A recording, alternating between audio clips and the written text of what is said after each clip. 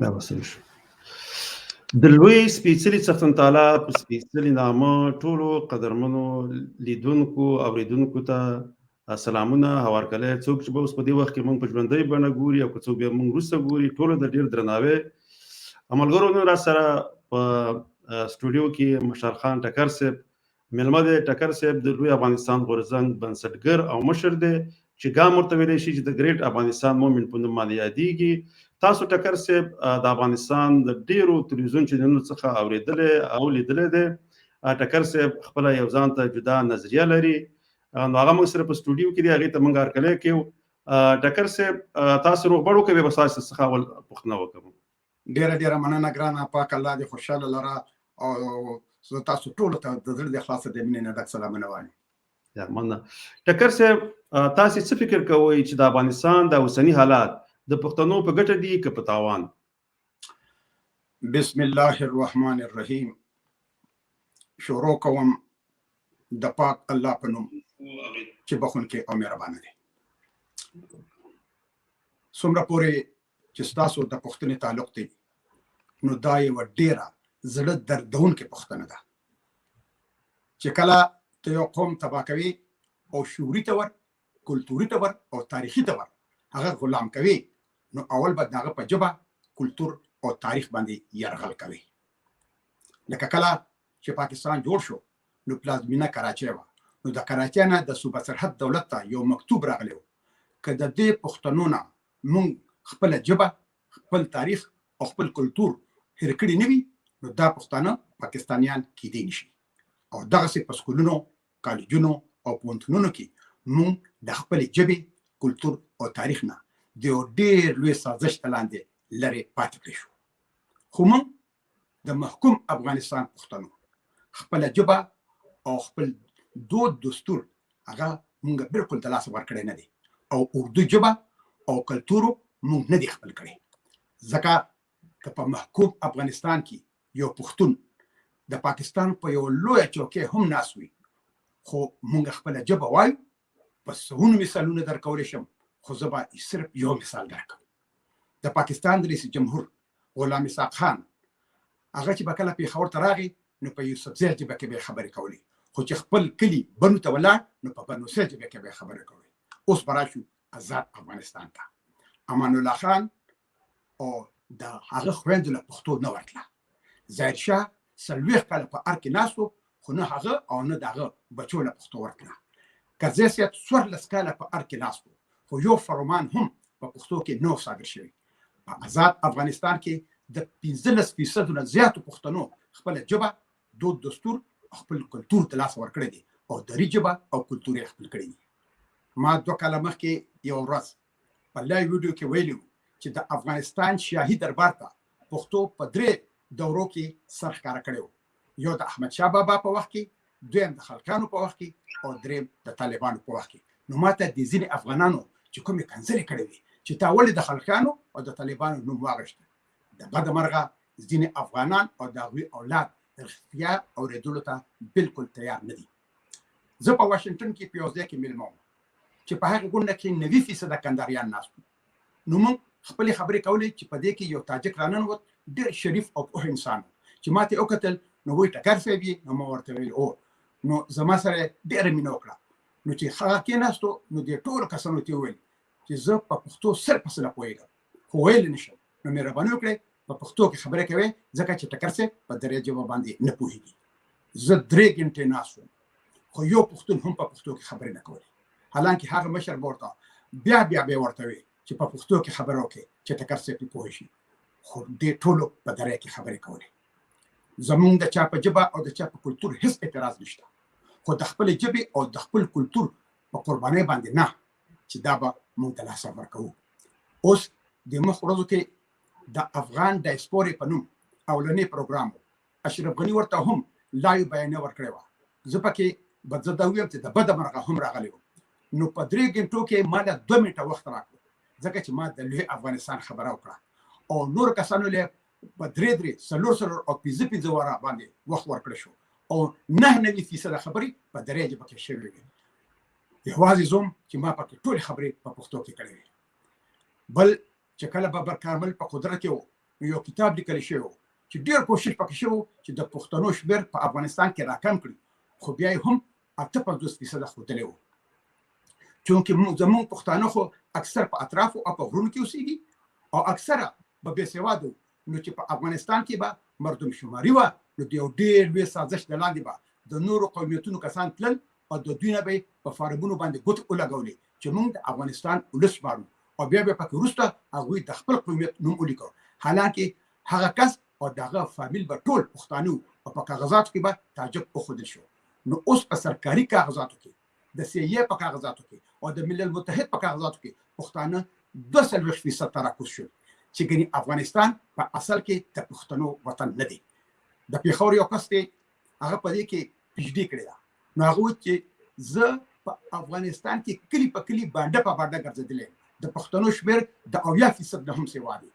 احمدشاه بابا د افغانستان بنسټګر دی، خو هغه به ځان ته پښتون باچا ویلو، او هغه چې کله باچا شو نو په خپل ولس یې غږ وکړو چې ای پښتنو د خدای وري ته وګورئ، یو موټی شئ. حالانکې د افغانستان ټول قومیتونه سره ملي رونه یو، دا زموږ د ټولو په شریک وطن دی، خو پکار ده چې د یو بل د ژبې، کلتور او تاریخ خیال وساتل شي، او د بل په ژبه، کلتور او تاریخ پورې ملنډې ونه کړی شي. نو ګرانه، اوس بیا په قدرت کې د راتلو نه پس به طالبان یو ځل بیا د پښتنو جایز حق هغوی ته ورکړي. دا زما په دې اړوند په دې باندې باور دی او د دې نه لویه خبره نشته. بل ګرانه، په یو هېواد کې امن ډېر زیات ضروري وي، او چې کله په یو وطن کې امن وي نو هغلته د دنیا خلک راځي چې پنګوالي وکړي. لکه د طالبانو په تېر شوي دوره کې د امریکې یو کمپنۍ یونیکول د پایپ لاین په اړوند په افغانستان کې ډېره پنګوالي کوله، خو بیا چې کله په افریقا کې القاعده د امریکې په سفارتخانو حملې وکړې او په سونو کسان پکې مړه شول، نو بیا دا پروژه نیمګړې پاتې شوه. موږ په افغانستان کې د میلیاردونو ډالرو معدنیات یعنی منرالز لرو چې دنیا په هغې کې پنګوالي کولو ته تیار ناسته ده، خو چې په افغانستان کې امن راشي چې هغه انشاءالله چې راغلی دی. نو د طالبانو په دا ځل په قدرت کې د راتلو په وجه زه نه صرف د پښتنو بلکې د ټول افغان ولس ډېره ښه راتلونکې وینم. ډېر ښه ټکر صاحب، ډېر ښه. دوم سوال باندې داسې چې ویل کېږي چې پښتانه افغانان د جګړې ډګر بریالي وي، خو د سیاست په ډګر کې ماتې خوري. اوس تاسو څه فکر کوئ چې د 100 کالو د جګړې وروسته به یو ځل بیا پښتانه افغانان د سیاسي ډګر ماتېدونکي شي که بریالي؟ ګرانه وروره، په دنیا کې پوهان هم دا خبر کوي چې پښتانه خو د جنګ په میدان کې ډېر تکړه دي، خو د دولت په چلولو باندې بیا نه پوهېږي. نو د دې بنیادي 3 وجې دي. اوله دا چې زموږ د پښتنو سره هیڅ پروګرام او هیڅ هدف نه وي چې دا جنګ موږ وګټو نو بیا به څه کوو. په اصل کې جنګ موږ شروع کړی نه وي، موږ په کورونو کې ناست یو چې اشغالګر راشي او د کور دروازه راته وټکوي چې زه راغلم، نو موږ په شا دروازه د کور نه وځو، غرونو ته وخېږو او ټوپک ته لاس کړو. نو جنګ موږ نه وي شروع کړی، بلکې جنګ په موږ باندې راوتپل شي. نو ځکه د جنګ د ګټلو نه پس زموږ سره هیڅ پروګرام نه وي چې اوس به څه کوو. دویم دا چې پښتانه که په لر کې دي او که په بر کې د یو ډېر لوی سازش د لاندې د تعلیم د ډېر لرې پاتې شوي دي، او خاص کر بیا د آزاد افغانستان پښتانه لکه د ظاهرشاه په وخت کې 40 کاله هغه باچا و، خو په افغانستان کې 95% ولس بېسواده و چې په هغې کې پښتانه ډېر زیات وو. نو د ټوپک د چلولو لپاره خو د تعلیم ضرورت نه وي، نو په ټوپک خو ګټه وکړو، ولې د سیاست او د دولت چلولو لپاره خو د تعلیم او د زده کړې ضرورت وي. نو بیا نه لاره پارښتا وي چې اوس به څه کوو، ځکه چې هغه زموږ سره نه وي. او درېیمه وجه دا ده چې په افغانستان کې یوه خاصه طبقه ډېره د پخوا نه شتون لري چې هغه هم د داسې حالاتو په انتظار وي چې جنګ وګټلی شي، نو بیا د نوم دپاره په هر کې یو پښتون کېنوي چې هغه صرف په نوم رئیس جمهور یا باچا وي، او بیا ترېنه د دې نورو قومیتونو کسان راچاپېره وي چې هغه د پښتنو د قربانو او د ګټو هېڅ خیال هم نه ساتي، او بس په دې سندرو او بغارو یې مصروف او نشه ساتي. که په میوند کې شهید نه شوې ګرانې لاليه بې ننګۍ له به ساتي نه، او دا مې د بابا وطن او دا مې د دادا وطن. خو پښتانه دې ته سوچ نه کوي چې د دادا او د بابا وطن د امونه د ډیورنډ لاین پورې نه و، بلکې د امونه تر د عباسي نه پورې و. او بیا هم د دې پښتنو په سر سیاست شروع کړي چې د ډیورنډ کرښه نه منو او لر او بر یو افغان او پښتانه ورته خوشحالېږي. نو دغه وجه ده چې پښتانه خو د جنګ په میدان کې بریالي شي، خو د سیاست په میدان کې پاتې راشي. نو زه په دې باور یم چې د شلو کالو د تجربې نه پس به طالبان د خپل ولس او د وطن د پرمختګ لپاره ګټور پلانونه ولري، بلکې چې په دنیا کې چېرته هم افغانان اوسېږي او د خپل وطن د پرمختګ لپاره څه هم کولی شي، نو هغوی د وطن ته ننوځي. اوس اصلي د وطن د خدمت وخت راغلی دی. د دې نه مخکې چې به څوک تلل نو تش صندوقونه به وړل او ډک صندوقونه سره به بیرته راتلل، او چې اوس وطن ته د دوی ضرورت و نو خپې ترې راسپکې کړې او ټول چارواکي سره د دې بهرني کسانو افغانستان پرېښودو او راوتښتېدل. ما پرون په یو اخبار کې وکتل، زړه مې ډېر زیات خفه شو چې په افغانستان کې د مخابراتو وزیر کمیونیکیشن منسټر سید سادات جرمني ته راغلی دی چې 18 کاله عمر یې دی، چې د لیپسک په ښار کې د لیفراندو کمپنۍ د خوراک توکي لکه د پیزې په شان په سایکل باندې کور په کور ګرځوي، خو افغانستان ته وزارت لپاره تلو او په هیواد کې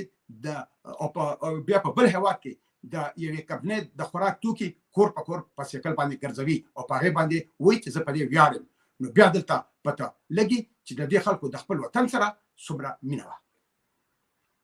من ټکر صاحب بل سوال به دا سي چې د پاکستان وزیر خارجه یو ځل بیا کوشش کوي چې د افغانستان ګاونډیانو د خوښۍ لپاره طالبان دې ته وهڅوي چې حکومتدارۍ کې غوړه برخه د افغانستان اقلیتونو یا لږکیو ته ورکړي، لکه څنګه چې په 90 کې هم د ګاونډیو د خوښۍ لپاره دا کار کړی و. ستاسې په انداز به طالبان د پاکستان داسې هوکړې ته غاړه کېږدي او که نه، د نه په صورت کې به یې پایلې څه وي؟ ګوره ګرانه، پاکستان یو ډېر لوی حرامي هیواد دی. دا د یو اشغالګر او د قبر په غاړه ولاړ د برطانوي استعمار د خېټې نه راوتلي د برطانوي استعمار ناجیز اولاد دی، او پاکستان ته دا ټول سازشونه د خپل ناجیزه پلار د انګريز نه په وراثت کې پاتې شوي دي. ګوره زه تاسو ته د پاکستان د جوړېدو نه مخکې یو مثال درکوم. هر کله چې په برطانوي هند کې په کال 1946 کې ټولټاکنې وشوې او بیا د موقتي دولت خبره شوه، نو پنډت جواهرلال نهرو وزیر اعظم شو او لیاقت علي خان له د مالیې وزارت ورکړو. نو د لیاقت علي خان د دولت د ناکام کولو لپاره داسې منصوبې مخ په وړاندې بوتل شروع کړل او د هندوانو سره داسې ناروا کارونه شروع کړل چې یوازې عام هندوستانیان نه بلکې جواهرلال نهرو او ولبھای پټیل هم په دې مجبور شول چې بس مسلمانان د جدا کړي شي، دوی زموږ سره اوسېدل نه غواړي، او په دې سازش کې انګریزان د لیاقت علي خان سره ولاړ وو. حالانکه چې په هندوستان کې جمهوریت نه و، نو زر کاله هندوستان باندې مسلمانانو حکومت کړی و، خو چې د جمهوریت خبره راغله نو بیا ملګیانو وویل چې مسلمانان په اقلیت کې دي او هندوان زیات دي، نو موږ د دوی نه جدا کېدل غواړو، حالانکه مسلمانان په اقلیت کې نه بلکې هغوی دویم اکثریت وو. نو ما خو په څو واره په خپلو بیانو کې ویلي دي چې که په افغانستان کې هر څوک په دولت کې وي، هر څوک په قدرت کې وي، نو پاکستان به د هغه مخالفت یا په ښکاره او یا په پټه کوي، ځکه چې د افغانستان په امن او په ثبات کې پاکستان خپل مرګ ویني. ځکه چې پاکستان ته پته ده که دا ځل په افغانستان کې امن او ثبات راشي، نو اوس خو ځوان کول را بیدار شوی دی، هغوی به د ډیورن لاین نه واخله تر د اباسینه پورې د خپلې ځمکې پوښتنه کوي. لکه د مجاهدینو دولت په پاکستان کې جوړ شوی و، او بیا هم په هغې دولت کې به شپه او ورځ د پاکستان په ایما په کابل راکټ ورېدلی. په کال 1990 کې د پاکستان په کومک په افغانستان کې د طالبانو دولت جوړ شوی و، او بیا هم هغه طالبان په کال 2001 کې په امریکا په میلیارډونو ډالرو باندې خرڅ کړل، او پرویز مشرف رشید دوستم ته 3 والا ټلیفون کړو چې دا زموږ ډېر لوی اشتباه شوی و چې موږ د پښتنو مرسته کړې وه، اوس موږ تاسو سره کار کول غواړو. ګوره ګرانه، زه هم غواړم چې په افغانستان کې د یو ټول شوله دولت جوړ شي، نو طالبان دي په دې خبره باندې خاص سوچ وکړي چې هغوی په دې نورو قومیتونو کې هغه کسان وانخلي چې د چا د لاسه دا وطن تباه او برباد شوی دی، او چې په وطن سخته راغله نو د سیل به وتښتېدل. په نورو قومیتونو کې ډېر ښه خلک شته چې د خپل وطن سره ډېره زیاته مینه لري، او د یو څو جنګسالارانو او سیاسون هغوی یرغمل کړي دي. ګوره په ښکاره د شید دوستم او وطنور د یو بل دښمنان، خو په اصلي کې دا بالکل یو خلک وو، نو چې تښتېدل نو دواړه په شریکه او یو ځای وتښتېدل او خپل ولس یې په ځای باندې پرېښودو. او دا کوم کسان چې اوس پاکستان ته تښتېدلي دي او پاکستان غواړي چې دوی په دولت کې شامل کړي، او یا نور کسان چې پاکستان یې معرفي کړي، د طالبانو د دولت د ناکام کولو لپاره به دوی خپلې جنتکارۍ د لیاقت علي خان په شا کې خامخا کوي. نو یو امریکني د سی اي افسر دی ګيري شروین هغه وایي چې کله ډاکټر نجیب په قدرت کې وو نو موږ غوښتل چې د سلنګ هایوي بند کړی شي چې دا هغه په ذریعہ د شوروي نه سپلای د ډاکټر نجیب دولت ته بند شي. نو ګيري شروین وایي چې په پېښور کې د ځمکې د لاندې د احمد شاه مسعود یو ډېر لوی مرکز وو چې هغه کې د رسنو د ټلیفونونو او د وایرلیسونو یو زبردست سیستم موجود وو او هغه به د احمد شاه رور احمد ضیاء مسعود چلولو. نو ګيري شروین لیکي چې زه د سنټر ته لاړم نو زما ملاقات د احمد ضیاء مسعود سره وشو. نو هغه زه په ټلیفون د احمد شاه مسعود سره ملاقات کړم. نو ما ورته وویل چې موږ غواړو چې د سلنګ لار بند شي. نو احمد شاه مسعود راته وویل چې $15,00,000 به لګي. نو ګيري شروین وایي ما احمد ضیاء مسعود له نقد $15,00,000 ورکړي خو احمد شاه مسعود دا کار ونه کړ. نو ګيري شروین لیکي چې کله بیا احمد شاه مسعود په کابل قبضه وکړه نو زه کابل ته لاړم. نو چې زما احمد شاه مسعود سره ملاقات و نو ما ورته وویل چې تاسو سره خو زما ملاقات نه دی شوی خو زه هغه کس یم چې طالب ما $2,00,000 د میاشتې 10 کاله درکولې او $15,00,000 من د سلنګ دلار د بندولو لپاره درکړوي خو تا هغه کار ونه کړو. نو احمد شاه مسعود به کله یو باندې کوله او کله بله. نو شروین وایي چې ما چې یاره بس دا تاریخ خبر ده په دې باندې نور خبر نه کوو. خو یو کس احمد شاه مسعود ته غلی وي ځکه چې شروین په درجه به ډېر خپویده چې دا پیسې خو مونږ ته نه دي ملو شوي. نو احمد ضیاء مسعود د خپل رور نه هم $15,00,000 پټې ساتلې وي او احمد ضیاء مسعود هم اوس په پاکستان کې د هغه نورو کسانو سره ناست دي چې پاکستان ته تښتېدلي دي او د پاکستان وزیر اعظم مهاجر عمران خان او د پاکستان د فوج د سریز باجوا ور سره ملاقاتونه کوي چې طالبان دي په دولت کې شامل کړي چې دا به د طالبانو یو ډېر لوی اشتباه وي. خو که طالبانو د پاکستان خبره ونه منله نو پاکستان د طالبانو سره هیڅ هم نشي کولی. لږ صبر وکړه پته به درته سره روان دي. پاکستان چې اوس د کومو ستونزو او د کورونو او د بهرنو مسلو سره مخامخ دي نو ان شاء الله چې ډېر ژر به پاکستان د تاریخ اشل جوړ شي. ګرانه دا د دې خبرې زما ته جواب. ډېره مننه ټکر صاحب. د لوی افغانستان غورځنګ د طالبانو سره اړیکه نیولې او کنه ګام د افغانستان ټول افغان ولس سره کاغه په آزاد افغانستان کې اوسي که په محکوم افغانستان کې اوسي او د دنیا په کوم هیواد هم اوسي نو دې ټول سره مونږ په تماس کې او طالبان هم افغانان دي نو مونږ هغوی سره هم په تماس کې. ډېر ښه. اوس یو ډېر مهم سوال دی ټکر صاحب. که چیرې تحریک طالبان پاکستان د پاکستان خلاف د جهاد غږ پورته کړي نو د پښتونخوا ملتپاله ګوندونو ته به ستاسې مشوره څه وي چې طالبانو ته لاره ورکړي چې د پنجابي آرمي سره جګړه وکړي که د تحریک طالبان په ضد ودرېږي؟ ګرانه ډېر ښکلی سوال دی. خو که موږ د دنیا تاریخ وګورو نو که څوک د یو ملک نه ازادي غواړي نو پکار ده چې هغه په بل ګاونډي ملګري هیواد کې خپل ځایونه ولري چې د ضرورت په وخت کې د دوی سره د ټریننګ کیمپونو د لاجسټک د هسپتال چې د ټپیانو علاج پکې کېږي د اوسېدو دپاره ځایونه د وسلو او نورو مالي کومکونه وکړي نو هغه تحریک به کامیابېږي. زه تاسو ته یو څو مثالونه درکوم چې کله په مشرقي پاکستان کې بنګالیانو د ازادۍ جنگ شروع کړو نو په ازادۍ مین کسان د مکتي باهني د جنډې د لاندې راجمع شول او د دوی سره هندوستان دا ټول کومکونه چې کوم ما بریات کړل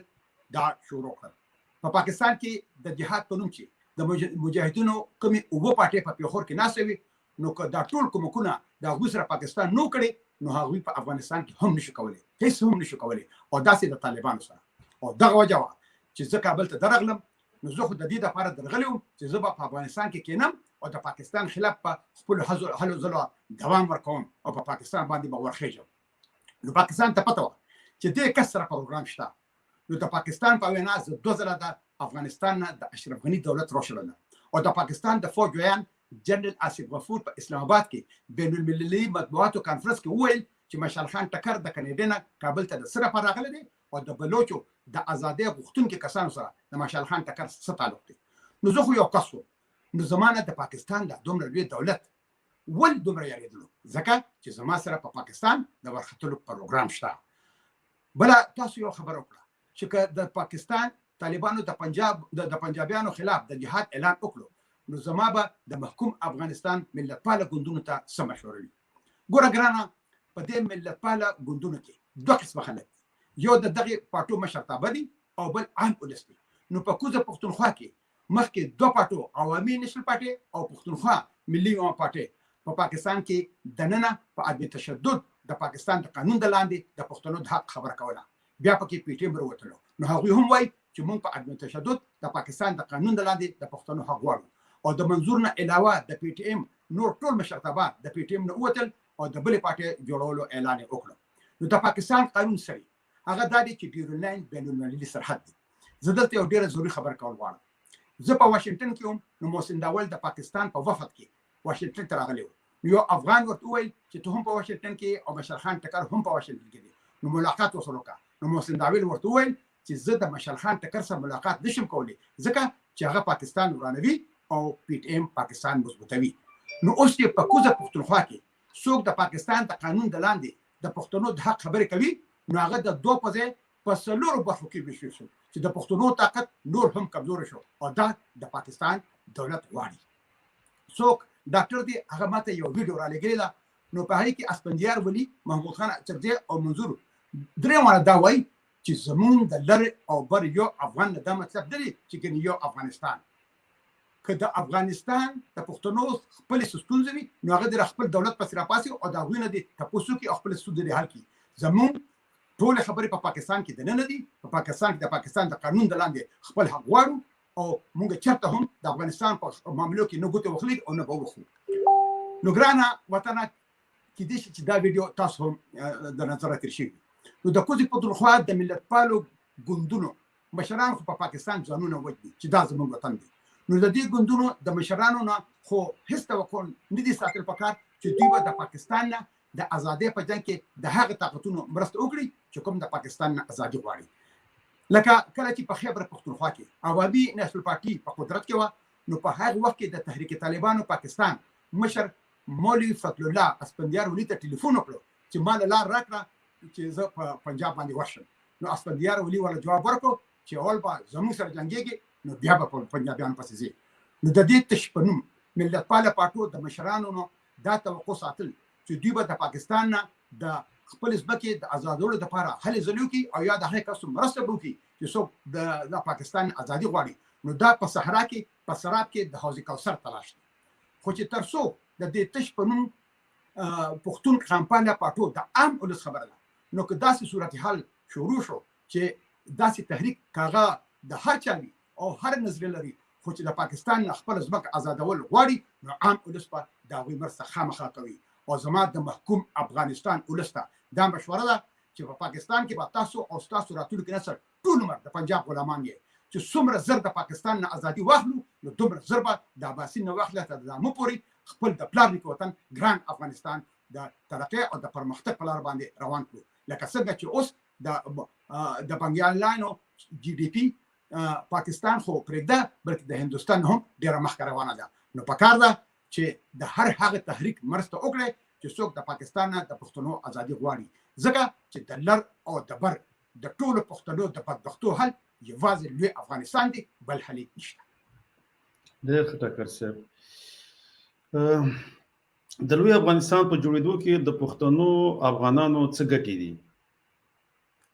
ګرانه ستا دا پوښتنه څه عجیبه غوندې ده ولې د افغانستان د پښتنو به څه ګټه وي لر او بر دا ټول یو پښتانه دي د دوی ټولې فایدې یو بل سره تړلې دي که موږ لر او بر یو ځای شو نو یوازې پښتانه به 80 میلیونه وي او د دې نورو ملي ورونو سره به 100 میلیونه جوړېږو نو بلوچستان هم یو آزاد هیواد وي نو بلوچستان زموږ تاریخي ورونه دي نو بلوچستان زموږ تاریخي ورونه دي د افغانستان او د بلوچستان د یو بل سره اړیکې لازم او منظوم دي زموږ د یو بل نه بغیر گزاره نه کیږي زموږ ګټې د یو بل سره تړلې دي بلوچستان که د ګوادر بندر کامیابول غواړي نو پکار ده چې مرکزی اسیا ته د اوچ په لار باندې ځان ورسوي چې هغه لار صرف د افغانستان په سینه باندې تیریږي او زموږ د بلوچستانو د ګوادر بندر ته ضرورت دی نو موږ په یو بل باندې منحصر یو بلکې لر او بر یو ځای نشي نو افغانستان به ټول عمر د پاکستان لاس ته لاس وي چې کله غواړي نو تورخم او سپین بولدک او داسې نور بندرونه به بندوي او چې کله غواړي نو بیا به خلاصوي او دوی په هغه وخت بندوي چې کله زموږ میوه تیار شي نو لار بند کړي او زموږ ټول میوه خراب شي او چې کله د پاکستان عام کینو مالټې امرود او کیلې تیار شي نو بیا پاکستان لارې نه بندوي بل چې افغانان اباسین ته ورسي نو پاکستان به تجزیه کیږي نو چې پاکستان تجزیه شي نو د نور هیوادونه سندھ دیش او بلوچستان هم مې سره شي او پنجاب به د هندوستان سره یو ځای کیږي نو موږ به اباسین نو موږ به بیا د چې خپل وطن د امونه تر د اباسین پورې جوړ کو نو موږ به راسن د هندوستان په شان یو لوی مارکیټ ته رسوي ولرو بل اړخ ته هندوستان ته د انرژي یعنی د تیلو او د ګیس سخت ضرورت دي چې دا غي سرچینې په مرکزی اسیا کې شتون لري نو د انرژي د ټول پایپ لاینونه به د افغانستان په ځمکه باندې تیریږي او هندوستان په مرکزی اسیا سره خپل تجارت هم د افغانستان د ځمکې په لار باندې کوي نو د دوی نه به چې موږ کوم ټکسونه اخلو نو په یو نه بلکې لس افغانستان به جوړیږي نو لوی افغانستان د لار او بر پښتانه د پاکستان د فزیکی او اقتصادي غلامیان خلاصوي او د پاکستان د لاس وخونو نه به د همیشه لپاره خلاص شو او وطن به مو ورځ په ورځ د ترقۍ په لار مخ په وړاندې باندې روان وي نو اوس سوچ وکړه چې د لوی افغانستان به پښتنو ته څه فایده وي اخرنی سوال له به بلوسه د مرګورو ځنې سوال راواخلو ستاسو په اند د لوی افغانستان د جوړښت لپاره افغانانو ته څه کول پکار دي ټاکر سي ګوره ګرانه ویل کیږي چې د ولس زور د خدای زور وي ولس را به درول غواړي چې د لوی افغانستان لپاره شریکه مبارزه وکړو خو د محکوم افغانستان د پښتنو سره د آزاد افغانستان دولتونو ډېر زیاتې کړې هغوی کله هم خپل سینې ته نه دي رانږدې کړې بلکې ټول عمر زموږ د کوزي پښتونخوا په وطن او د ولس په سر باندې معاملې کړې دي د آزاد افغانستان یو ژورنالیست آصف وردک د شاپور بختیار سره مرکه کوله نو وردک صاحب ورته وایي چې زما سره د کوزي پښتونخوا د سیاسي مشرانو مرکې موجود دي چې زما سره کړی دي هغوی ویل چې موږ ته به د افغانستان باچایانو ویل چې څومره پیسې مو پکار وي نو موږ به درکو خو په افغانستان به نه لګي بیا ورته شاپور بختیار وویل چې موږ د افغانستان د استقلال ورځ لمانځو نو د څه د استقلال ورځ د نیمې نه زیات افغانستان خو د ډیورنډ نه ښکته پروت دی نو آصف وردک ورته وایي چې کله امیر امان الله خان د انګریزانو خلاف د جنګ اعلان وکړو نو د هغه سره څوک ولاړو هم دا د کوزي پښتونخوا خلک ورسره ولاړو چې بیا موږ په ځای باندې د انګریز استعمار جبر ته پرېښودل او موږ د نیم افغانستان استقلال واغشتو شاپور بختیار ورته وایي چې موږ د لر او بر یو افغان چغې وخو نو که د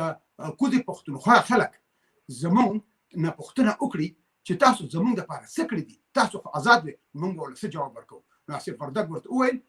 چې دا زموږ د افغانانو بې غیرتي وګڼه چې موږ د کوزي پښتونخوا د خپل ولس او د خپل وطن پوښتنه نه ده کړې نو ګرانه دا ولې دا ځکه چې د آزاد افغانستان بچیانو او د جمهور رئیسانو دا سوچ کوو که د محکوم افغانستان پښتانه زموږ سره یو ځای شي نو د دوی چوکۍ به په خطر کې پروزي نو خیر دی که پنجاب په کلونو اور بلوي خو چې دوی په لوی چوکو باندې ناست وي او چې چوکۍ په خطر کې شي نو بیا د غریب ولس د ډالرو سره د وطن نه تښتي بلکې هغه بله ورځ د امریکې د ریپبلیکن پارټۍ د پارلیمان ممبرانو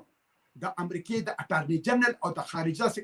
چارو سکرټر انټونی بلینکن نه غوښتنه وکړه چې په اخر کې موږ اشرف غنی له یو سل او 9 میلیونونه زیات ډالر د افغانستان د ولس د کومک لپاره ورکړی او اوس هغه پیسې اشرف غنی ځان سره تختول دي نو په کار ده چې اشرف غنی محکمه شي نو کاغه دا پیسې اوري کو نیولې زما د سره اس کار نشته خو په دنیا کې او شرمېدو چې د افغانستان رئیس جمهور ځان سره د ولس پیسې وړي دي دا ډیره زیاته د افسوس او بد خبره ده ګرانه موږ د محکوم افغانستان ولس د آزاد افغانستان د ولس او د دولتونو نه اوس ډیر زیات بد خاطرې لرو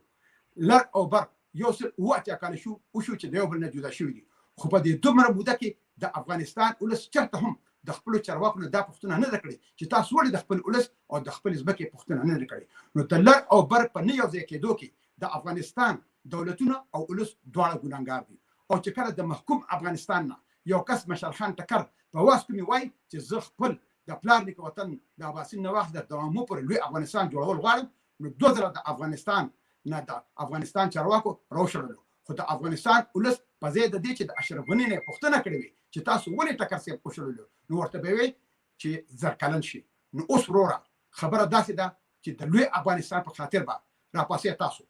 او بیا به در سره مونږ یو ځای کېږو ځکه چې تاسو آزاد یې ګنې د کال 1919 په شان به بیا مونږ په ډاګه پرېږدي او د کوزي پښتونخوا ولس یریږي چې دا ځل به بیا موږ افغانان او د افغانستان دولت د انګریزي استعمار د ناجیز دولت پاکستان ته په ډاګه باندې پرېږدي.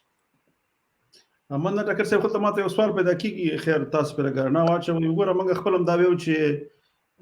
پښتونخوا او جنوبي پښتونخوا د افغانستان د پښتنو دوه چنده دوی ډېر دي. لکه کومه اوس 8 میلیونه سو په دې کې 8 میلیونه خلک د پښتونخوا او د جنوبي پښتونخوا کې راځي. نو چې خپل اکثریت د پښتنو دی خواته اوسېږي،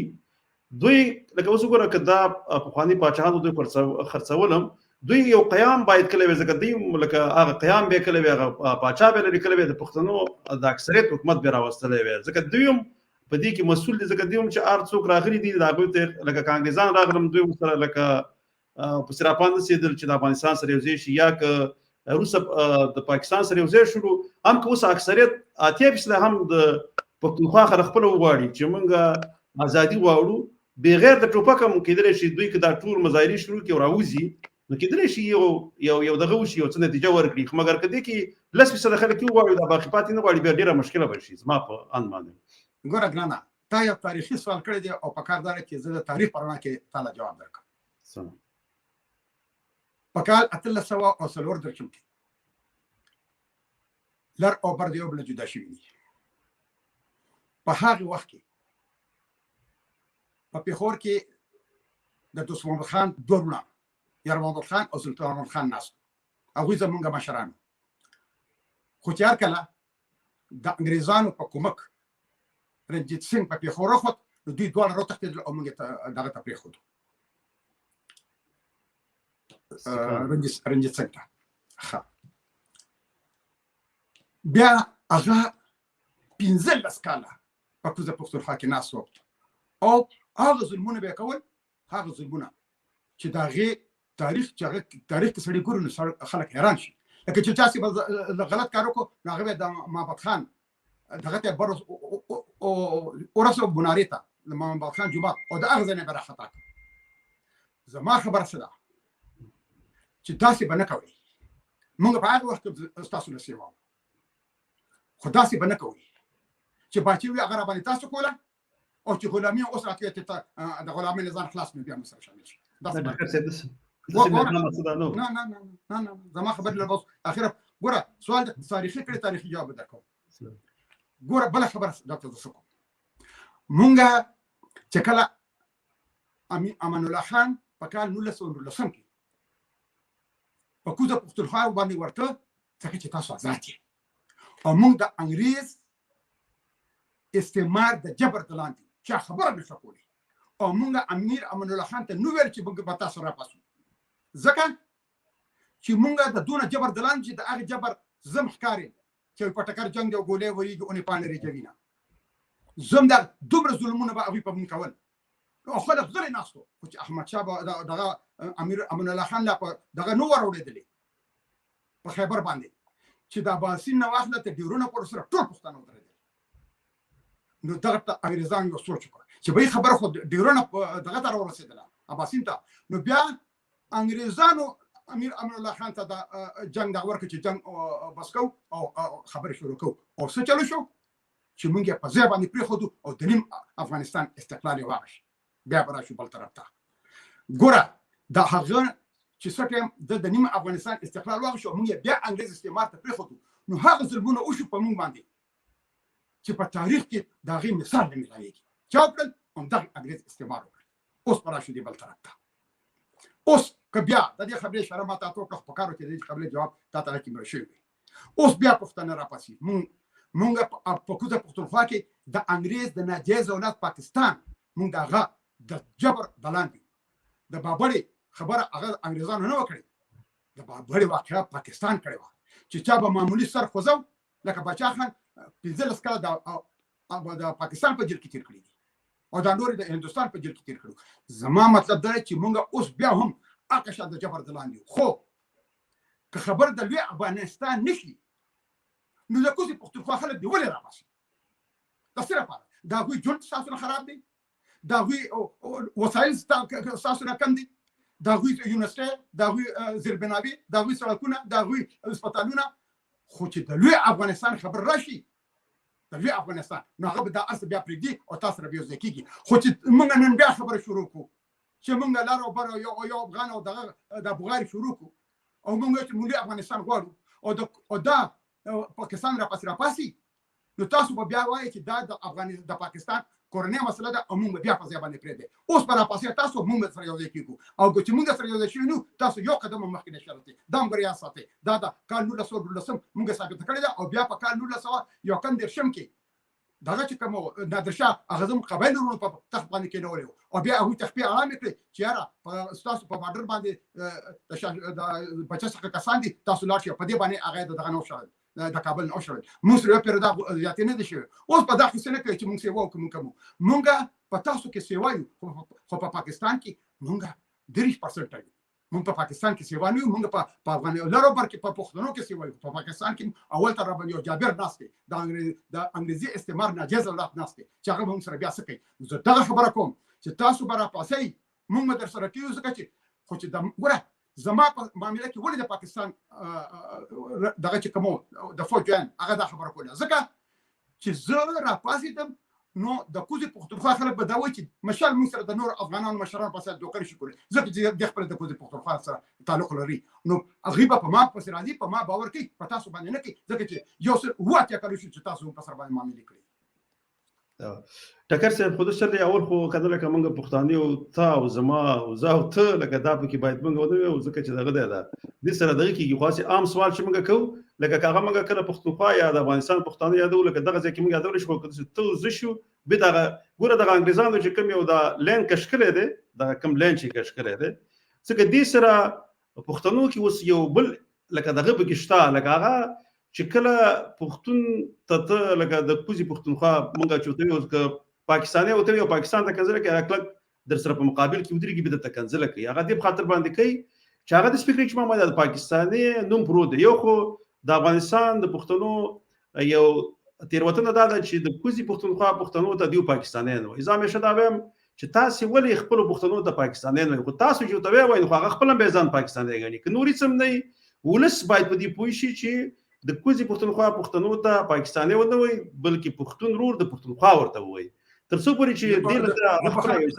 زه بخښنه غواړم دلته یو خبر کوم ما په عمر کې د پاکستان پښتانه مزورته د محکوم افغانستان پښتانه تاسو ته خدمت به وي ټکر سي دا تاسو نورم خدمت دي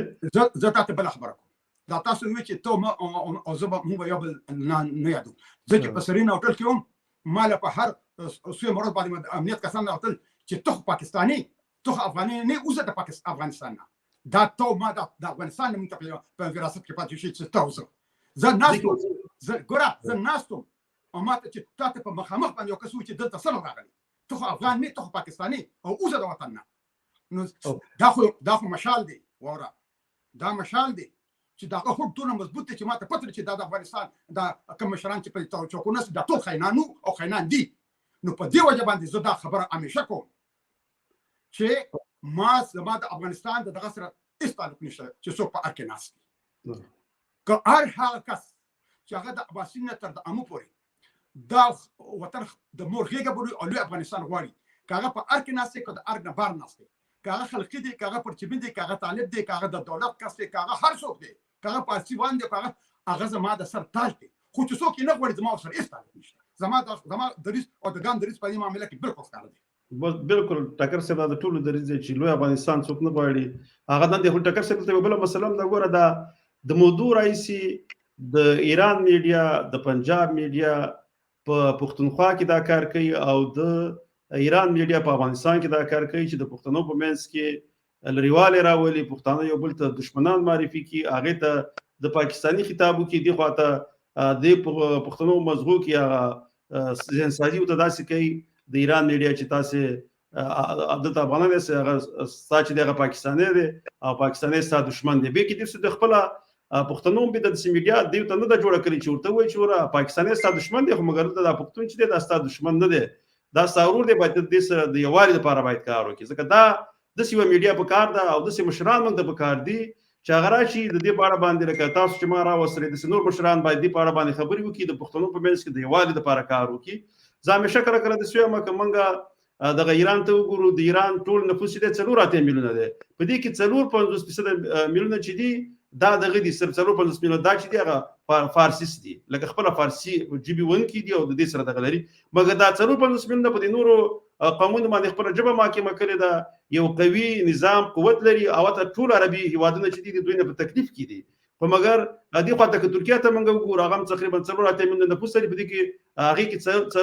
4 چې دي هغه خپل ترک دي مګر دې نور قومونه لاندې کړي دي او پښتانه دي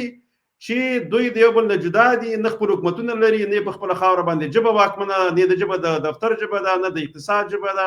او همیشه کله بس د یو استثمار لاندې کله د بل نه او کله ول د خپل مینه کې د نور ودونه جګړه راوړي په دې جګړې کې او د جګړو خشاک جوړيږي نو موږ د ان شاء الله تعالی کار کول پکار دي تاسو اوس دغه د خپلواکۍ د فرق پورته کړی دی جنډم پورته کړی ده او ان شاء الله تعالی دغه لوی افغانستان لپاره کار کوي موږ ټول سره ولاړ یو د یو پښتون د اساس نه وکم ټکر سي ځکه مرګري پښتون را لګل ده تاسو اول څه ویل غواړي خو خپل دغه وکي به زه دا یو خبره کوم تاسو د رسنو خبرو کړل ګوره د کال 2014 نه را پدې خو د افغانستان ټول رسنو باندې زباندې مور د خبر د دې ډېر په غور سره وکیده ځکه ګناه مې سوا چې زه د لارو بر دی ځکه دوه خبره کوم چې زه لوی افغانستان غواړم زه په ټول رسنو باندې تا دې خبرې پاتې نو که پاکستان ګوره دلته زه ډېر یو عجیبه خبره تاسو کول غواړم سردار علي ټکر هغه زما کشر ورور دی صحیح شو زه په کال 2014 کې چې زه تلم کابل ته نو ما دته وی چې سردار علي زم خو ګوره زه واپس نه راځم د ماته سوې د ماته مشاله چې ته لاړ شي او ته الته زی په ځای شو او تذکره واخلې ته زه واپس نه راځم زه سره د بچو کابل ته درځم واشنگټن پر ځم سره د بچو کابل ته درځم خو چې زه راوشړل شو او دته ما ټلیفون وکړ چې سردار علي زه راوشړل شو د ماته مشاله درته یو خبر کوم مونږ خپل ځان معلوم دي چې موږ په پاکستان کې په محکوم افغانستان کې موږ څوک یو موږ خپل ځان معلوم دي چې موږ د لارې کوسي خلک نه یو چې ته اغزه نه راوشړل شي ته پوه شو لوی افغانستان پوه شو زما وطن پاکستان دی اوس ور د خبرې ته وکړه هغه له پاکستان یو میډال ورکړ صدارتي میډال ولا ورکړ دا هغه په هنر باندې چې دا میډال هغه ته امریکا ورکړ وایس اف امریکا ورته ورکړ ډنمارک ورته ورکړ دی یو بل هیواد ورته چې ورکړ دی بغیر د افغانستان هغه پاکستان ته چې لاړ رسنۍ پرامات وي دنیا پرامات وه دا غرور افغانستان ته لاړ مشال خان ټکر هغه وایي چې زما وطن افغانستان دی هغه د افغانستان نه راوشړل شو اوس د اشرف غني په دې څو میاشتې مخکې هغه ورپسې خبر ولګوي چې سردار علي تراشه افغانستان ته مېلمه شه او موږ له تا نازول غواړو او تاسو را په ار کې ټولې خبرې موږ کوو اوس یو خبره ته وکړه یو کور 2 سکندونه یو ورور پاکستان باندې بندي او پاکستان ولا دغه ورکړي میډال ورکړي بل ورور په افغانستان باندې بندي چې هغه ته د وطن افغانستان دی او د افغانستان دولت ولا او چې راشه چې موږ اوناسو ما به خبر کوله مې دوه قسمه په جنبیان دي یو په ار کې ناسي او بل په اسلام آباد کې ناسي ماته په دې دوړ کې هیڅ فرق پاتې نشو ګوره مونږ چې وایو چې زه تاسو ګوت نشم کنه نو څلور ګوتې ماته راځي په کار چې په دې باندې مونږ سوچ چې څومره سردار علي په شان دي په څومره نور کسان موږ د لاس ورکړي لکه یو کس کې نو مینه پارټي مشر دی یو علاقه هغه ماته ورس ټلیفون کوم ماته ټکر سي ماته د پارټي سمشرانو یو څه بلوکو چې د مشال خان ټکر خو ډیر د باسیرو خبره کوي خو چې د افغانستان ته لاړ شي نو دا افغانستان دولت په دونه په شرمونه باندې شرمای چې بیا د باسین په بو باندې د صفانی شي ګوره مونږ چې کوم یو کس یو ځکه خو چې هغه ازادي دغه اواز د لکونو زیات چې هغه غلامي تاسو ازادي تاسو په مونږ باندې معاملې کوي نو ځکه ما یا زستان یو بل تاسو او پښتون کوم ته زما ویډیو وګوره دا تاسو دغه خبرو کړل چې په کار کې ولس پوښي ما 15 کال سره په دې ولګول چې زه د پښتنو تاریخ ما په ویډیو کې باندې چې دا لارو بر د پښتني ګوري ته چې موږ ډېر پښتانه به سواد دي نو ما کې دوی ګوري او دوی خپل تاریخ نه خبر شي دوی ته ما هر خبره خوله چې دنیا کې زموږ څه حیثیت دي په ګاونډیانو سره زموږ څه معاملې ده زموږ د اوبو سره معاملې ده زموږ د منرال سره ټول خبر ما خپل ولس وړاندې کړ چې دا کار په کار داسې شي او دا غیر پس خو چې هم ګوري نو چې په دغه باندې راشي په میډیا باندې او یو خبره تاسو ته د څوک چې یاره هغه دا خبر داسې د کزول باران د شروع شي زمونږه د مخرو کې یو مشر ماته وي ټکر سي وي دړنه مې وینې ساسي چې دا تاسو کنځل کوي خو بیا غو بل ډیره بیا ته ما یو خبرو کنه ګوره مې خفکیږه ما هغه وخت وباته وي او په دې شل کال کې موږ دومره بیننګ یو خاص طبقه د لکانو اوروزلا چې هغه کې نه کلتور شته نه پکې د ننګ شته نه پکې پاتشته نو ما ورته مې پیغام وسه مې زما په دې خبرو څه کار نشته کنځل کوي شل پرې د کنځل کوي زما په دې خبرو باندې هیڅ کار نشته خو مې د دوی د خلینا د دوی د پلارانو د خلینا د دولت د بوجانه خلو روزي ځکه دوی لګیا دي کنځل کوي نو خبره ته داسې کومه چې مونږ نه چې روانه ده وي د خانه ده مونږ په خپل د خپل ځان دشمنان ځکه پاکستان لکه زه تاسو ته خبره نن سبا د پاکستان رسنۍ تاسو وګورئ چې په هغه کې د موجوده دولت د افغانستان کوم چې طالبان دي چې دې متعلق کوم خبرې کیږي دا تاسو په وینا کې اشاره وکړه چې لغون ته خبرو کې مخکې بس کیږي ان شاء الله او چې وخره خبر ورته کوم د ډیرو خبرونه خبره ان شاء الله تعالی او ټکر صاحب دغه دلته دا یو سوال دی به روسته نور سوال لم کوخ یو کار دی ټکر صاحب ګوره چې د کوزي پښتونخوا نه تاسو اوله کې د لوی افغانستان د جوړښت یا د لوی افغانستان د جوړولو لپاره ګام پورته کو ټول د پښتونخوا اکثره پښتانه تاسو سره په شاته ولاړ دي ځکه چې اوس دغه ګام کې خو هغه لکه جوړ در جوړ په دغه کې د لوی افغانستان ورزنګ تاسو سره دی او راضي او ورځ تاسو ټاکنې ملکوي نو ان شاء الله تعالی لکه مخکې څوک نو چې خپل د لوی افغانستان لپاره غږ پورته کړي لکه کم غږ چې تاسو په آزادانه توګه باندې پورته کړی دی نو ان شاء الله تعالی نو باندې مرګري راځي تاسو ته خو زه به یو سوال یو مرګري کړی دا خبر دغه وای ټکر سه باید د ملي بیرغ په اړه یو څه نظر له ولس سره شریک کړي ولې طالبان ملي بیرغ نه غواړي د بیرغ ستونزه څه ده نو دا یو مرګري سوال لري دی تاسو جواب ورکړئ ټکر سه تاسو نه کړی ځکه ګوره ګرانه زه تاسو یو خبر کوم زما شاته چې کوم بیرغ پروت ولادي دا د دې خبرې جواب دی خو زه به بیا جواب درکړم د دې خبرې جواب دی چې زما شاته کوم بیرغ پروت یو خبره وره د دنیا ملکونه کوګوري البته یو ملي بیرغ وي لکه د ګام هم خپل بیرغ دی خو ملي بیرغ مې دغه د رنګ دی بل اړخ د امریکای 50 ولایتونه دي د هر یو ولایت ځان بیرغ دی خو ملي بیرغ یو دی چې 50 توري په لګیدلې بل طرف ته طالبان په ټول مر په دولت خو نه کده دي داخلي چې په ټول مر په دولت یو په ټول په دولت کې نه ځکه چې لګیا دا او معاشره دا لګیا دا طریقې کې مخبروالي باندې نو چې سبب بل کسره شي او غزا سره بل دغه وروړي جنډر وروړي بیا هغه د ملي جنډه کې ملي بیرغ به جوړي دا یو ډېر دا سي خبر نه ده زه د دې ګور څخه مخالفت کوم او دا ما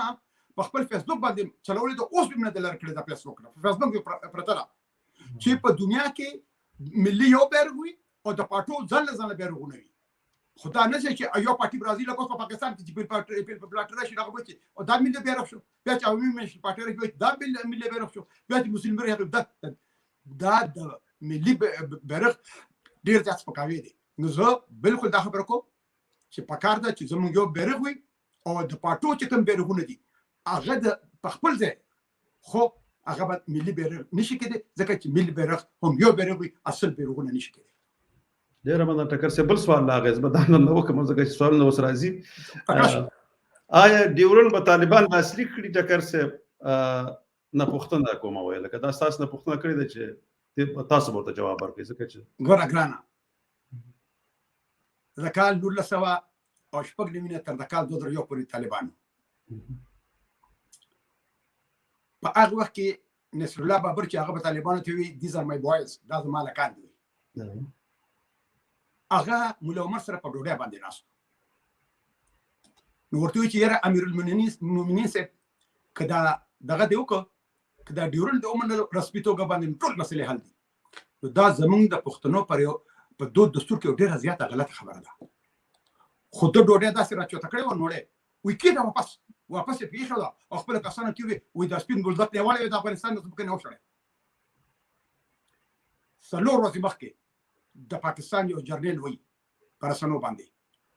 چې په طالبانو باندې ډېر حمله نه تړي ځکه چې دوی څخه موږ ډېر ملتونه کړي چې شې چې دی 15 کاله ناسو او داسې ناسو چې دوی له 10 ملیونه دوی سره ایستو دوی له 10 ملیونه ډالر پاکستان ورکول او هغه ډالر به غوله سعودي عربیا او امارات ورکول د دوی سره هیڅ خو دوی داخلو کې د پاکستان راکړي داسې نه خو د هغې باوجود چې په هغې باندې مکمل منحصر خو بیا هم د هغې خبره نه ومنلې په کال 2001 کې عبدالرزاق زما په خیال د هغوی دغه و د انټیریر منسټر نو هغه نوي پیک اپس د بلاکسن موټرې په هغې کې د ډکو د طالبانو اچولې وې تللو دغه ته د قبایلو ته بیا انګور اړې ته هم تللو او ورته ویل چې راشه په افغانستان ته چې موږ دغه درکړو تذکرې درکړو د پاکستان تذکرې وانخلي ګرانه زه تاته یو خبره کوم دا خلک لګیا دي چې لاسپوسي او پاکستان چې کوم دی نو طالبان د پاکستان لاسپوسي ما چې شپږ ته خبره خلک کله چې امریکا راغله افغانستان باندې یرغل وکړ نو په هغه وخت کې د دوی یو وفد کرزي سره په کندهار کې ناست د طالبانو او طالبان ورته وویل چې یاره بس تاسو پوه شئ افغانستان پوه شئ بس موږ خپلو بچو سره پرېږدو بس لاړ په عرب جون تېروو بس موږ نور هېڅ نه کوو په دغه وخت کې د بي بي سي یو نماینده کرزي ته ټلیفون وکړ چې ته د موقتي دولت لپاره رئیس جمهور وټاکل شي او بیا وروسته د امریکې د امنیت سکرټر ډونالډ رامسفیلډ هغه دولت ته ټلیفون وکړ د افغانستان چې طالبانو سره بلکل خبره نه کوي ښه بیا دا طالب او دغه چاته په حواله کړ افغانستان ډېر جګسالارانو ته چې هغه دغه دشمنان نه یوازې طالبانو بلکې د پښتنو دشمنان نو هغوی د دې طالبانو په ژوندوني په سرونو کې میخونه نه دي ښخوالي هغوی په زرګونو دا طالبانو او پښتانه په کنټینر کې بند کړي نو او په صحرا کې پرېښي نو په هغې کې غمړي شوي نو په کورونو کې د دوی آرمیون تېرولی شو نو یو کس دی ملا کیبل باندې مشهور دی هغه وایي چې هر کله په موږ باندې د افغانستان د جګسالارانو د افغانستان د دولت او د ناټو او د امریکې دوی په موږ د رڼا ورځ توره شپه کړه نو موږ یې چې اوس بله لار نشته ځای چې تښتو چېرته به تښتېدل پاکستان ته لاړل ښه څومره ډېره اهمه خبره ده کوم هغه وایي چې بچو خو په څه طریقه باندې ولیکل زه په غرونو باندې روان شوم چې د غر اخري غر سر ته ورسېدم نو د افغانستان ته مې وکتل او ومې جړل چې افغانستان پاک الله دې مل شه خو بیا دې یو بل خبره کوي وایي مونږ په پاکستان کې څه خیبر پښتونخوا کې خواره شو څه په پنجاب په دغې خواره شو په جنوبي پښتونخوا کې او څه لاړو کراچۍ ته خو مونږ به د یو بل سره رابطې نه شو ساتلی ځکه چې پاکستان به نیولو یا به بندي کولو او یا به په امریکا باندې خرڅولو لکه ملا ظریف سره څه کار کړو زموږ امبیسډر سره بربنډې دغه ته پاونه کړو په اسلام آباد کې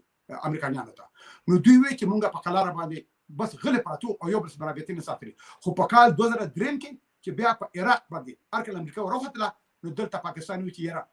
امریکا په افغانستان کې دونه دلچسپي نه لري نو بیا دوی ته ضرورت پېښ شو نو هغه وایي چې بیا دوی موږ سره خپل رابطې شروع کړې خو دوی دلته یو ډېر اهمه خبره کوي وایي چې دوی خو رابطې شروع کړې خو موږ ته پته ولګېدل چې اوس دوی بیا موږ استعمالوي خو موږ وایي چې موږ تاسو استعمالوي او هغه کار وشو لکه روز پس پر ته پته ولګي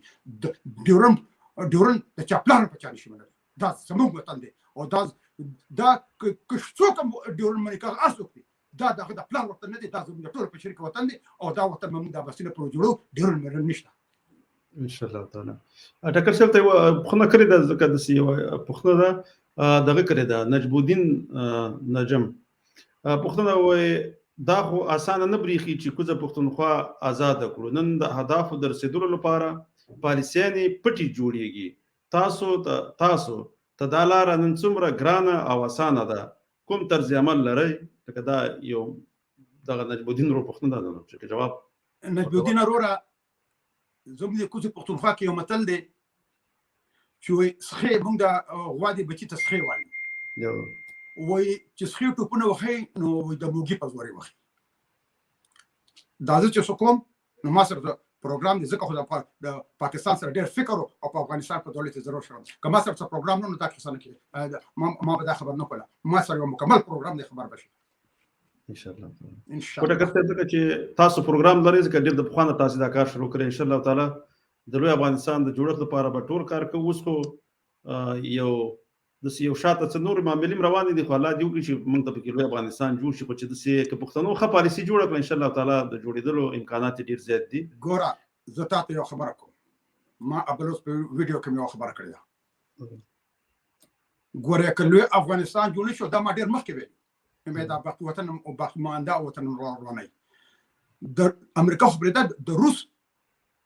د لیبرل ډیموکراټیک پارټي مشر دی چې سوسو والا د رئیس جمهور لپاره کاندید پاتې شوی دی د شلو کالونو دغه دی د پارلمان منبر د جیرنوسکي و دغه یو ویډیو راته بل څه راولېږه هغه څه وایي هغه وایي پکار ده چې د ازبکستان سره او تاجکستان سره کومه علاقه د دوی سره یوځای شي او هرات ایران سره یوځای شي او پښتانه د خپل مسکه هغه خپل مسکه یوځای شي او ما قدر درته خبر جوړه شو جوړه نشو ټول لګیا دي ګورې موږ دا دلته ډیره عجیب خبره ده ګورې زه تاسو ته خبر کوم زمون طاقت چې کوم دی هغه زمونږ دشمن دی ځکه چې دوی ته پته لکه دا 8 میلیون پښتانه شي او دا 10 میلیون ورته نور خپلونه یوځای شي نو بیا په دې سیمه کې دوی نه څوک ځان خلاصوي لکه زه تاسو یو بله خبره کوم هنري کسنجر چې کله یو وخت هغوی د پاکستان سره هندوستان د پاکستان سره د جنگ لپاره تیاری کوي هغه ورته یو پیغام را لېږلی چې تاسو څوک ځان ته بارډر ته رانږدې کوئ افغانان بیا به خلاص شي دا هنري کسنجر د امریکې پخوانی سکرټر هغه دا خبره کړې وه هندوستانیانو ته زما نوره یوه خبره واورئ دا د فطرت قانون دی چې یو ځل به دا ښځه راځي چې دا لاره پر یوځای کېږي زما په جرم ستا په جرم زموږ د بچو په جرم خو دا به ګوره یوځای کېږي دا بېله خبره ده دا بېله خبره ده چې ګوره ما سره پروګرام دی چې دا به څنګه یوځای کېږي زما د په خدای قسم چې ما سره پروګرام دی چې دا به څنګه یوځای کېږي خو زه چاپرې نه ښودم ما ګوره دا قسم څو واره خوړلی چې لا اله الا الله محمد رسول الله چې لوی افغانستان جوړېدی شي خو ګوره زه تاسو یو خبر کوم هر کله چې دویم جنګ عظیم نو چمبرلین هغه د برتانیې وزیر اعظم نو هغه پسې یو ورځ دغه راپاڅېدل د خپل پارلمان کې دننه پسې کسانو پاڅېدل وایي خدای ته وګوره وایي چې لږ شه د دې کرسۍ نه وایي ته د دې اهل نه چې ته دا جنګ وکړې نو هغه د هغه ځای نه راووته او نېغ لاړ دغه ته ارګ ته دا ارګ ته نه دی بوکینګم پیلس ته او خپله استعفا یې ورکړه نو ویسټن چرچل وزیر اعظم شو نو ویسټن چرچل یو باینه ورکړه نو چې د باینې نه واپس راووتل نو د سره یو باډیګارډ تامسن هلته ترې مخکې روان نو هغه ورته وایي چې سر تا ډېره ښکلې باینه ورکړه خو دا اواز ورنه کړ نو هغه ورته روس وکتل چې روس یې ورته وکتل نو ده په سرګو سرګو ژړی وایي تامسن زه درته یو خبره کوم وایي ګورې اوس هم ناوخته نه دی چې ګورې دا جنګ موږ ګټو او ویې ګټو زه تاسو ټول افغانانو ته وایم که لږ یو که بر دی چې زما د په خدای قسم چې اوس هم ناوخته نه دی او دا وطن جوړېږي خو که موږ لږ ځان وپېژنو دا درته ګوره زه وایم خو که د وخت نه پښتانه استفاده وکړي او ښه پالیسیګانې جوړې کړي او د صحت د لارې کار واخلي انشاءالله تعالی لوی داسې پالیسیان دي راسره داسې پالیسیان دي راسره چې تاسو به حیران پاتې شئ چې په کومه طریقه دا کیسه کېږي یو کس سره مې دا خبره کوله هغه سر ونیو یاره دا راته څه خبرې کوي دا پیسې له کوم ځای نه راچوتې کړي دي مې زه به د دوی نه د دې پاکستان نه به د زه جامې وباسم په دنیا کې خو خبره داسې ده چې ما ته خپلو خلکو په دغه کې پیکړی اچولي دي په خپو کې لکه ګوره زه په افغانستان کې ډېر د دولت کسانو سره مل شوم چې ځان ته نو ما دوی ته یو خبره وکړه مې غني خان خدای ته پاک یو ورځ وایي چې ته یاره د تقدیر دا پیکړې زما د خپل نه لرکه نو بیا ته د اش په منارو کې زما ګناه ته ګوره نو ما د دولت کسانو ته ویم ګوره مې تاسو زمانه د زمیر دا پیکړې لرکې چې ته پاکستاني ما ته ووایه چې ته افغانستان د دې وطن بچی نو مې ته بیا ګوره چې زه دله څه کوم ته بیا زما د لیونۍ ګډا ته ګوره چې زه دله په دې لارو برکې په کوم طریقه باندې ګډا کوم خو زه چا پرې نه ښودم ان شاء الله تعالی وخت به راشي ټکر صاحب ولس به شاته ودرېږي خلک به هم دې پرېږدي ان شاء الله تعالی او د افغانستان د جوړولو پورې به کار کوو الله دې ژوندی لره ورته نو ټکر صاحب اوس خو تقریبا یوه ګنټه پوره کېږي ان شاء الله تعالی بیا به بل پروګرام کې د خیر سره برخه اخلو خپل نظرونه به زموږ سره شریکوئ ان شاء الله تعالی بل پروګرام ته به بیا بلنه درکوو نو اوس به تر بل پروګرامه پورې دا له ملګرو څخه خدای پاماني واخلو نو ستاسو څخه مننه ټکر صاحب چې راغلی او زموږ سره په دې پروګرام کې ګډون وکړو ډېره ډېره مننه پاک الله دې خوشحاله لره او ټول ورونو ته چې چا دا پروګرام کته هغه ټولو ته زه د الله د اخلاصه د مینې نه ډک فسلامونه وایم چې پاک الله خوشاله لره او ان شاء الله تعالی چې ګوره دا زمونږ وطن دی دا به مونږ جوړو دا نوم له سپینه مالې جوړوي نه سره مالې جوړوي ما زر پیره دا په خپل قانونونو کې ویلي دي چې دا وطن وګورئ مونږ په خپل جوړو دا مونږ په سخنو جوړو ګور دا خبره ما ډیره کړې ده او اوس هم کوم چې دا وطن وګورئ مونږ په خپل جوړو پاک الله خوشاله لره په لوی الله سپارم د آزادۍ په هیله مشال خان ټکر د الله په امان ملګرو ټول